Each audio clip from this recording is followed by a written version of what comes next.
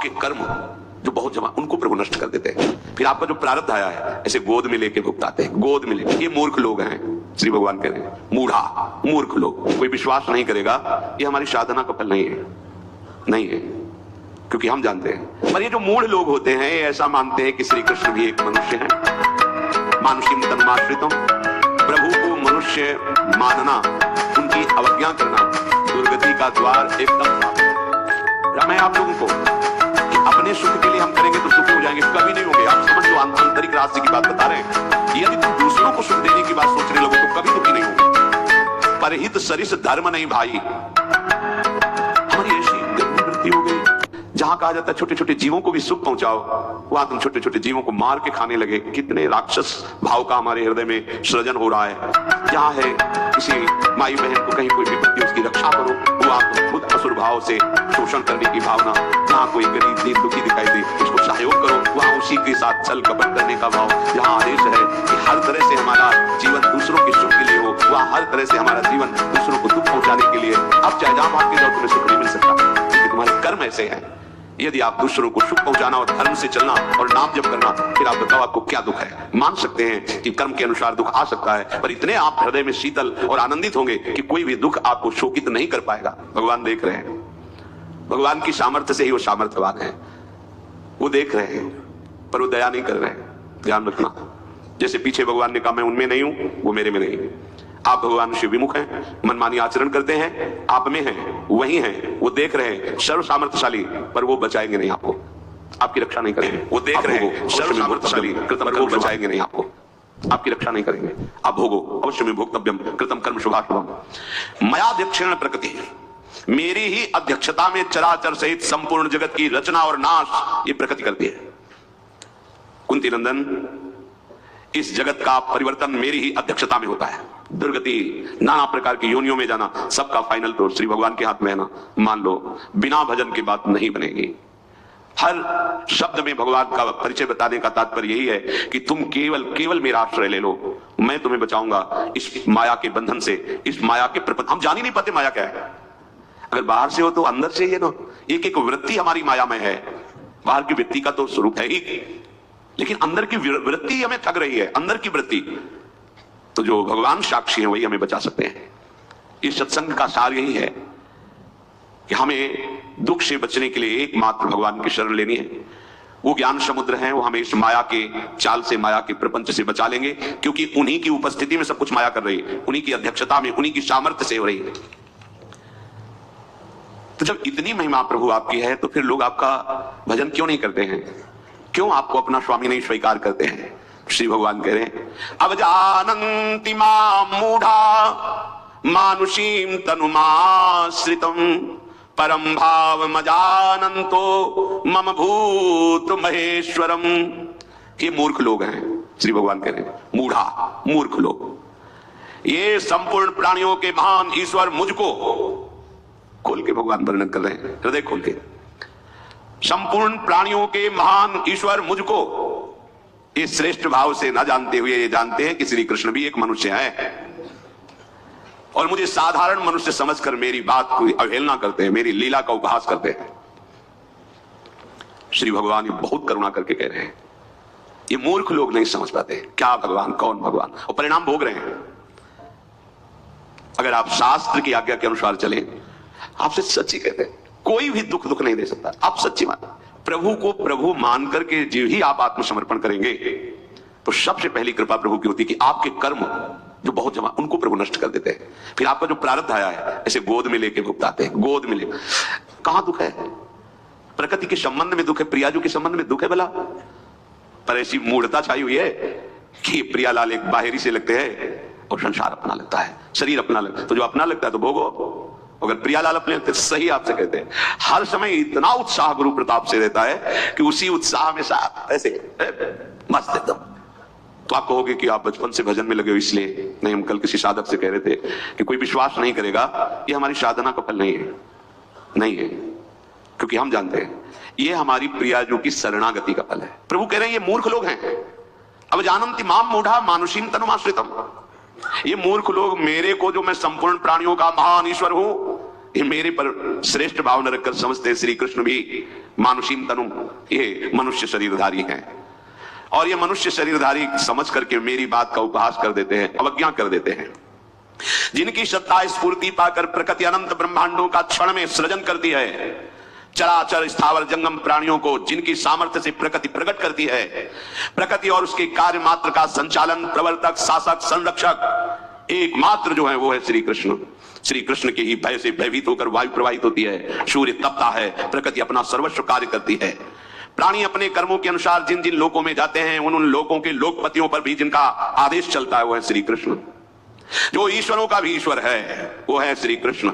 सर्वभूत महेश्वरम, समस्त ईश्वरों के भी ईश्वर महेश्वरम मैं हूं, प्रभु श्री कृष्ण कह रहे। परम भावम, इस भाव को नहीं जानते हैं।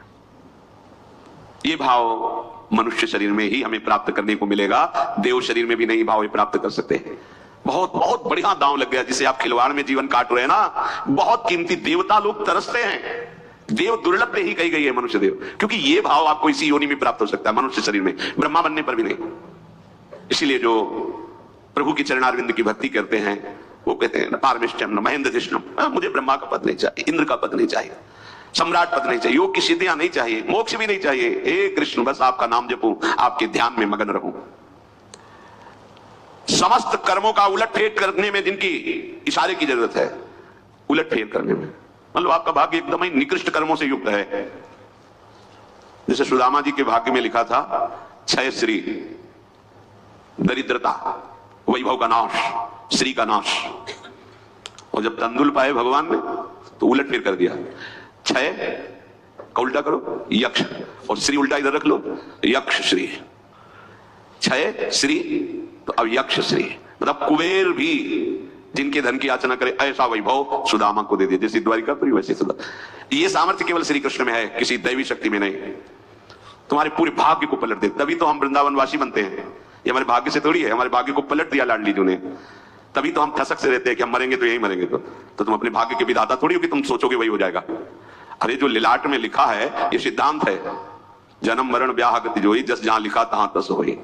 इसको कोई मिटा थोड़ी सकता है। लेकिन शरणागत मैं अखंड वृंदावन वास करता हूं, यही अपने शरीर को रज में छोड़ूंगा, बदल गया भाग्य। श्री जी ने पूरा भाग्य बदल दिया, जो ब्रह्मा ने रचा था ना, बदल गया। ब्रह्मा की नहीं चलेगी, अब श्री जी की सखियों की चलेगी, श्री जी की चलेगी। जो भाग्य को, कर्मों को उलट फेर कर सकता है एक सेकंड में, वो है प्रभु। अभी समझ में ना आवे तो तुम जानो, अरे हमारे भाग्य में नहीं है भजन करना, भाग्य में नहीं है वृंदावन वास करना, भाग्य में नहीं भगवत प्राप्ति, ये हमको नया भाग्य रचना पड़ेगा। हमको कैसे? प्रभु की शरण में होने से। जी भी शरण में होंगे हमारे भाग्य खुल जाएंगे। ब्रह्मा के रचित भाग्य को पलट करके श्री जी की सखियां नया भाग्य रचेंगी, तभी तो हमें सहचरी वपु मिलेगा। हमारे भाग्य में थोड़ी लिखा है सहचरी वपु।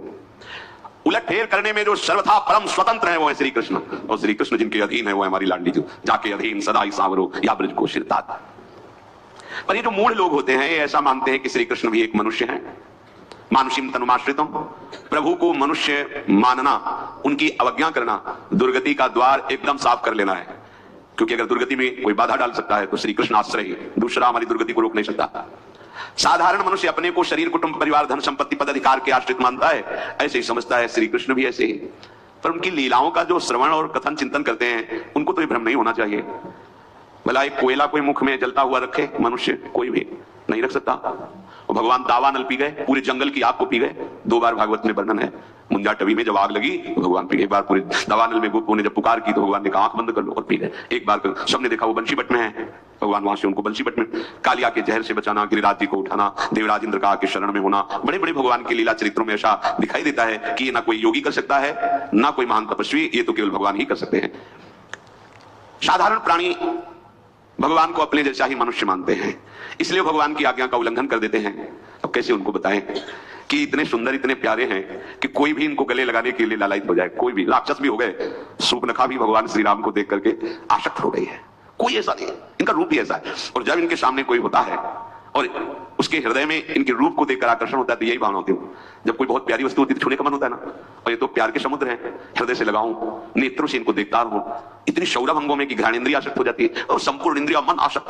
फिर गोपी जन तो बड़े बड़े तपस्वी भजनानंदी महात्मा है, ये इस रूप में आकर प्रभु के साथ रास विलास कर रहे हैं। अभी साधारण जन प्रभु को मनुष्य मानकर, अच्छा सोचो, भगवान प्रगट लीला में, ब्रज लीला में यहाँ कितने वर्ष तक रहे? 11 वर्ष तक। 11 वर्ष बच्चा ही तो होता है, और एक से एक ऐसा नहीं कि नवीन गोपियां हैं जिनके परिवार में वर्णन में बच्चे कुछ गोपियां खिला रही थी, शाबाशक्त चित्त, ये सब बड़े बड़े महात्मा हैं। प्रभु कितने हैं? 11 वर्ष। चिरण लीला 7 वर्ष, 7 वर्ष के बच्चे।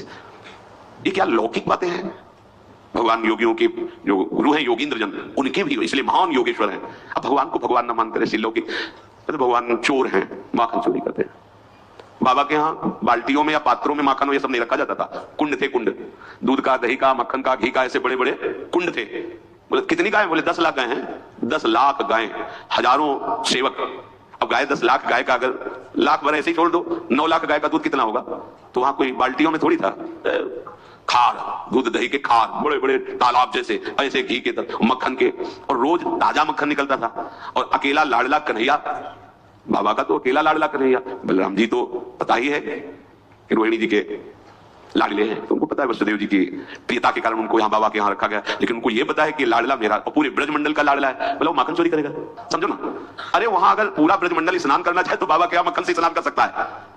इतना तो मक्खन दूध दही का ढेर है। हाँ, जैसे सुदामा के तंदुलों को द्वारिकाधीश पाते हुए कह रहे, वाह आज तक ऐसा स्वाद नहीं आया, यहाँ विविध प्रकार के व्यंजनों का भोग द्वारिकाधीश। इसलिए तो शर्म लगी थी सुदामा जी को कि इतने वैभव में फटे कपड़े पे सही चावल भी नहीं है, और सब रानी महारानियां सब उनका कुछ भाभी जी ने दिया होगा। बोल भी रहे, वो फिर गलती कर रहे हो, ऐसे क्यों दबाए हो? और खींचा एक मलिन कपड़े में छोटे छोटे टूटे हुए तंद, भगवान हाथ, आहा ऐसा स्वाद तो मुझे कर। आप समझ रहे हैं? अब गोपीजन जब बाबा के घर में आती है, देखती है लाला का ये बाल्य सुख, मैया से लड़ रहे, माखन खा रहे, कभी ये मटका फोड़ रहे, कभी ये, तो उनको लगता है ऐसा मेरे साथ कब करेंगे? ये तमाम प्रपद्यन्ते दास तत्व विभजाम्य में ये अपने सखाओं के साथ आवे और मैं छुप करके देखूं, और ये चौरविशंकित नेत्रों से ऐसे देखते हुए हमारा माखन चुराए, जब मैं इनको पकड़ूं तो ये डर जाएं और ये भागे, वो मैं सुख, जो यशोदा मैया को सुख देते वो मुझे भी सुख दे। अब गाय दूर है, आज इसका सुंदर दही जमे, ये विधाता मीठा दही जमे, सुंदर मक्खन बने, और नंद नंदन हमारी इच्छा के अनुसार कलावे और वैसी लीला करे जैसे मैया के साथ करते हैं। अब वो इतने भाव से कर रहे हैं, और महान भजनानंदी संत ही तो गोपी बने हुए, ये सब निज पार्षद। अब भगवान वैसे ही जाते जैसे उसने भावना की थी, वैसे ही लीला करते हैं। तो क्या चोरी है ये? जब किसी को विज्ञानानंद घन परमात्मा स्वरूप की प्राप्ति तो उसको संन्यास अनिवार्य हो जाता है, चाहे आंतरिक चाहे बाह्य, दोनों संन्यास अत्यंत अनिवार्य है। भगवान ने आंतरिक संन्यास तो गोपियों का देख लिया, कात्यायनी देवी की उपासना करके एक ही बात केवल मांगती है, हे महादेवी आप हम पर प्रसन्न हो और नंद नंदन हमारे पति हो, साधना कांता भाव की, आंतरिक पूर्ण समर्पण। अब बाह्य तुम्हारा संन्यास होना चाहिए, कहीं भी राग शरीर में हो तभी तो रास में प्रवेश होगा, शरीर रागी का रास में थोड़ी, पांचवें भूले देह सुधी, तब छठे भावना रास की। प्रातः काल अगहन के महीने में बहुत शीतलता होने लगती है, लेकिन रोज यमुना जी का उगान गोपीजन करती है, गले तक खड़ी रह करके प्रभु का स्मरण करते हुए, यही लालसा है नंद नंदन हमारे पति हो, प्रीतम हो। प्रभु सबके वस्त्र उठा लेते हैं। अवस्था 7 वर्ष की, गांव में आए 5-7 वर्ष के बच्चे बच्चियां ऐसे पांडव नदी हमारे पास थे, गांव से बहती, सब ऐसे नहाते रहते। गांव की बात हम आपको करें, 5-7 वर्ष के